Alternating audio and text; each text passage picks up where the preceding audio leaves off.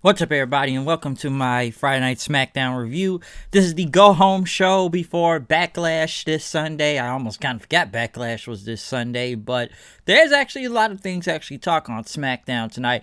Only mostly the biggest thing everybody will be talking now is only one particular match out of this entire show, which I'm kind of wishing was on pay-per-view, but at the same time, I'm kind of glad it was tonight, too. But we'll get into that in a few minutes, though. But to kick off SmackDown tonight, we kicked it off with the contract signing for Jeff Hardy and Sheamus for their match this Sunday at Backlash. Renee Young was in the ring. Sheamus came out with, I guess, some security team and a doctor with him.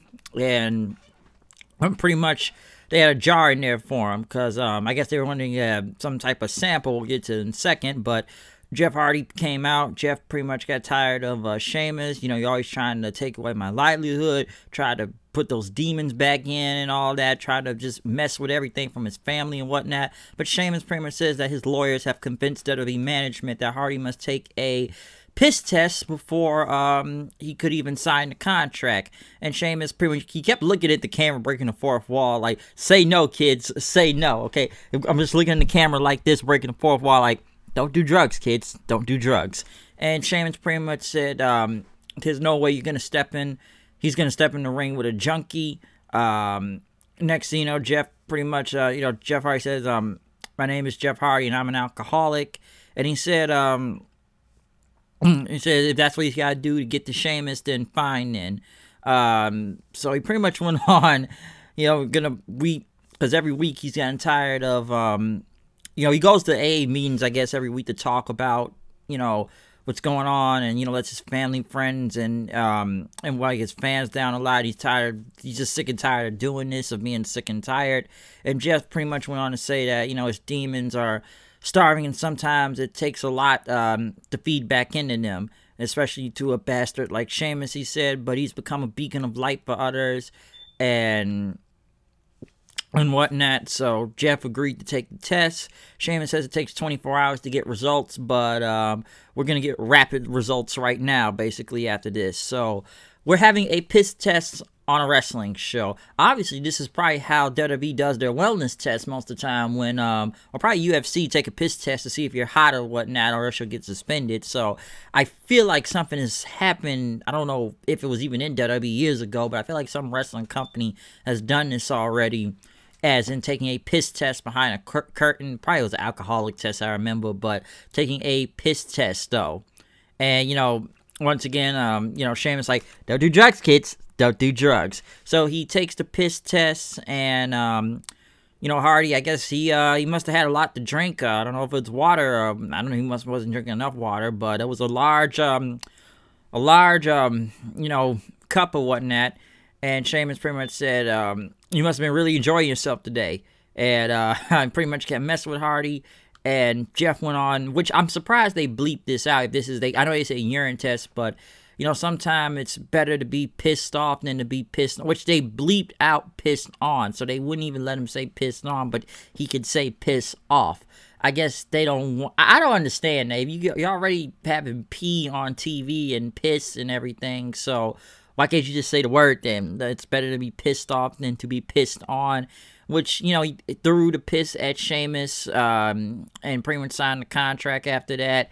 As Sheamus pretty much kept trying to gag and everything, rolling all over the place. I'm sure some people are mostly either going to be pissed and turn the channel after this segment, or wherever they're coming up with this. But hopefully this whole story is going to be over by Sunday, once they have this match between Jeff and Sheamus. Like I said before, I know there's people that do not really agree to this whole angle and everything, especially messing with Jeff's inner demons and whatnot. But like I said before, if Jeff Hardy has agreed to this, and okay, and then again, he's done like almost 2-3 different storylines in the past in different wrestling companies that are mostly similar like this, so this isn't really nothing new to me at the same time, because it's been done before. I'm not saying it was right all the way, depending how you want to do it. But hey, man, if you agree to it, you agree to it.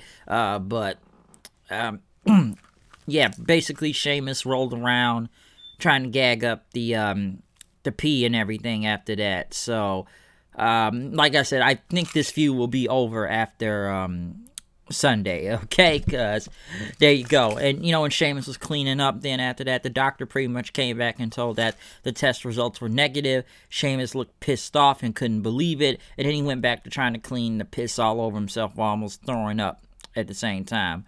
Next tag team match, the New Day, which I should say came out and, they took a knee and put their fist up in the air, basically for Black Lives Matter. And a lot of people talk about their armbands tonight because it was basically for armbands, justice for Breonna Taylor, justice for Shirky Abdi, and justice for Tamala Horsford, if you want to know what was on their armbands tonight. But yes, they did take a knee and put their fist up in the air. Black Lives Matter, so that was good. But they went against Cesaro and Nakamura right after, which surprisingly I'm almost surprised Nakamura even got a win in so long. But he ended up being Kofi did what was it, like a crossbody, and Nakamura put his knees up, and I guess he rolled over Kofi to get the win. Yeah, I already know the whole, yes, the champions are losing to the challengers, which will most likely be the #1 contenders after this. I'm almost surprised Cesaro and Nakamura even really won something half the time. Like, they win some matches, but I'm kind of a little more surprised that Nakamura won. But obviously, they will get a title shot against the New Day in the future for the tag team belts, because I already don't even know who the New Day is even feuding right now for those tag titles. It was going to be, I think it was no, I don't even know if it was. It probably was going to be Forgotten Sons, but due to recent events with Gunner right there, yeah, this guy basically just almost could have had, career suicide, and this guy has a target on his head right now in the back, so I think plans may have changed. I don't know, but I'm just going to take a guess on that. Next, Heavy Machinery. Good to see Tucker back on TV and wherever he's been at since, after WrestleMania, or was like the Smackdown after WrestleMania. We have not seen Tucker in a long time. Him and Otis are getting ready for the tag team match tonight, and he put a blindfold over him. Tucker, I guess he had some hamburgers there, and Otis, I guess, was smelling it. Mandy Rose pretty much came in, gave him a kiss, and I guess he thought it was Tucker for a second, but he said, "Oh, it's my peach," and everything, which, I guess handing him this Money in the Bank briefcase, pretty much getting for the tag match with Strowman later on tonight. They also had a video package, which I'm almost surprised this wasn't the main event, but I can understand why it wasn't the main event. They had a very good video package on the Intercontinental Championship, which was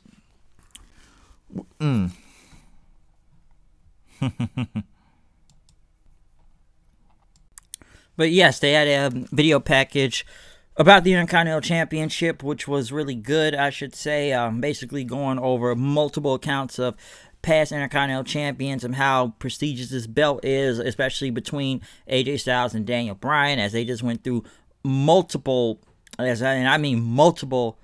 accounts of Intercontinental Champions, from Macho Man to Ricky Steamboat to Stone Cold to Shawn Michaels, Triple H, RVD, Eddie Guerrero, Kurt Angle. There was so many names in there. Booker T, Randy Orton, Edge. Wow, who else has held that belt? Because, man, everybody's nearly held that Intercontinental title, though. Past, present, future, wherever you want to say. Many guys have held that Intercontinental title, because I'm really trying to think who else was on that list. That's, like I said, it's many names. Jeff Hardy, Roman Reigns, I think Billy Gunn was in that. Who else? Shelton Benjamin, Road Dogg, Kane. Excuse me.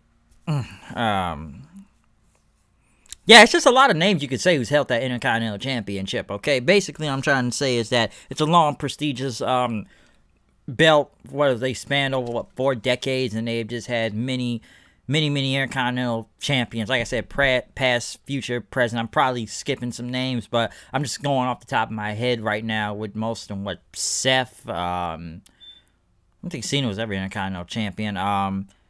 Yeah, it's basically, like I said, a lot of people just held that Intercontinental title. That's all I really could say from that. But basically, we get into the best match out of the entire show. Some would say maybe the best wrestling match out of the entire week, to what I've heard tonight, was Daniel Bryan versus AJ Styles in the finals of this Intercontinental tournament. Listen, even though this whole thing was like, what, over 4 to 5 commercials, yeah, it could have been great on pay-per-view, but it could have limited them on time. I was fine with this. Yeah, they started off a little bit slow at first, but as through time went on, it got better.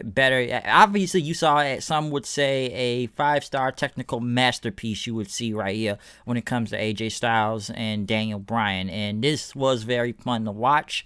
It was great. I enjoyed every bit of it. Like I said, the commercials kind of took you out of it maybe a little, but this was great. I liked it a lot. Like I said, basically, it was just back and forth. I couldn't even tell who was going to win because there was like crazy spots. AJ, of course, hitting the Pele kick, then going for the brain buster, but Bryan catching his foot, especially after he tried to go for another Pele kick, putting him in the ankle lock then, and even kind of putting his leg, catching his leg, and they hit a German suplex for the bridge. That looked freaking cool, I'll say that. Bryan doing several kicks on him, even stepping on him then. He going for the yes lock.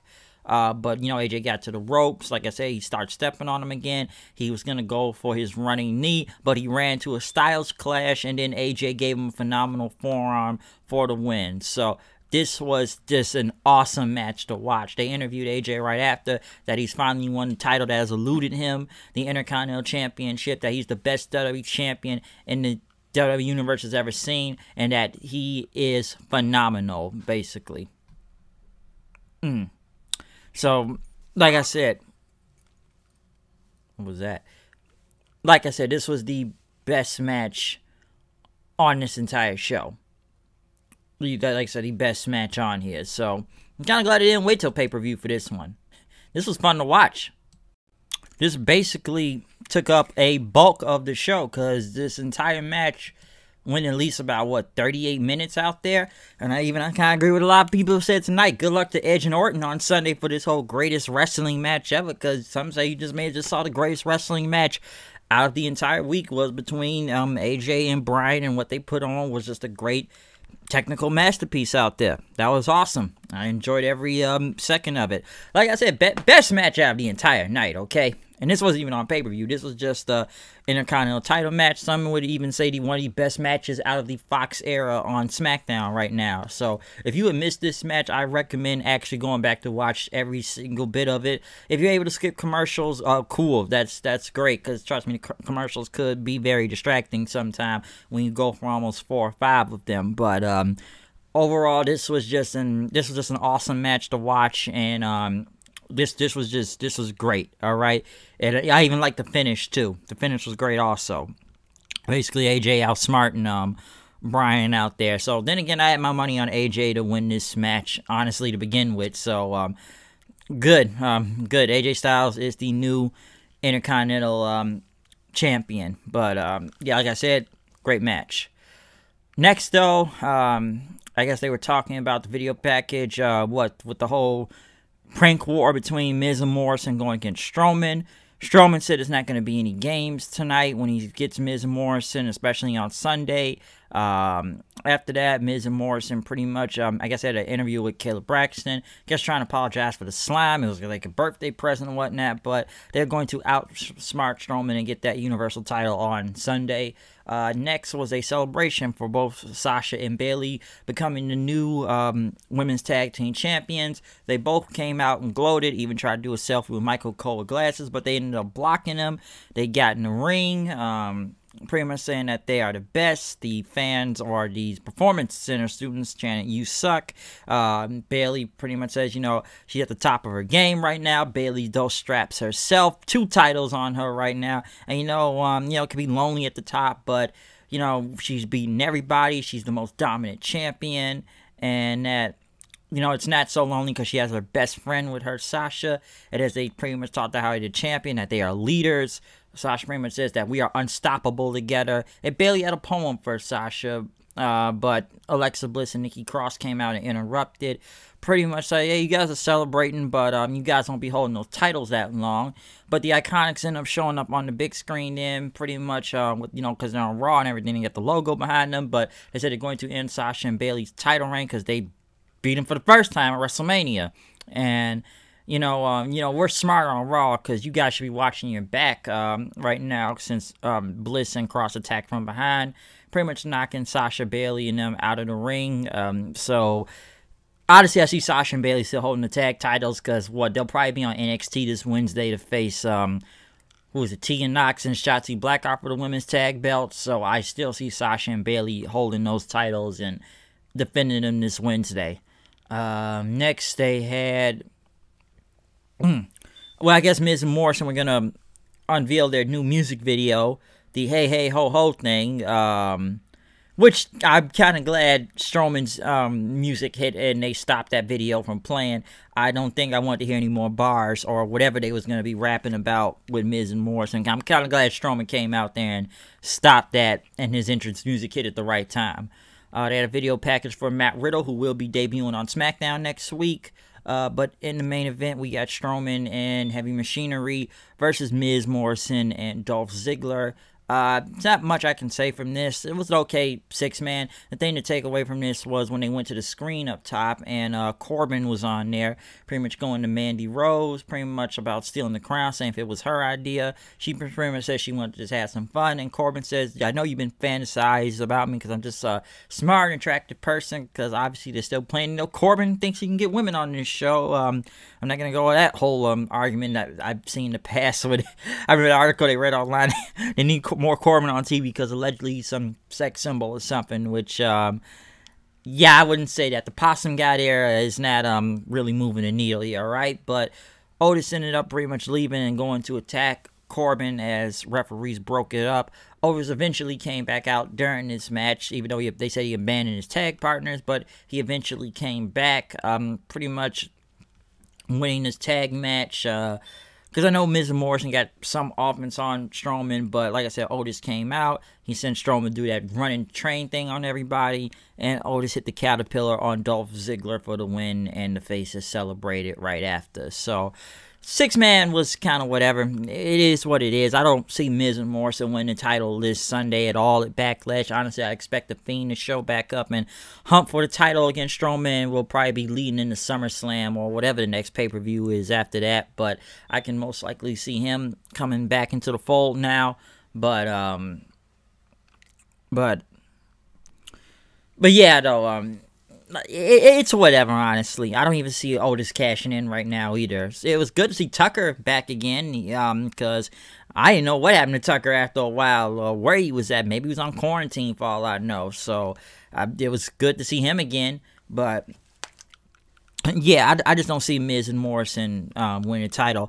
Listen, the best thing you can really watch from this show was AJ Styles and Daniel Bryan for the Intercontinental Championship. If I would tell you to watch this show, this is the only match you would need to watch from this show was AJ and Bryan. Everything else you probably could have skipped over, or if you even care about this Sunday, especially just the main event, I guess hyped up for Sunday, or the contract signing segment, or the piss test or wellness test they had at the beginning with Jeff Hardy and Sheamus out there.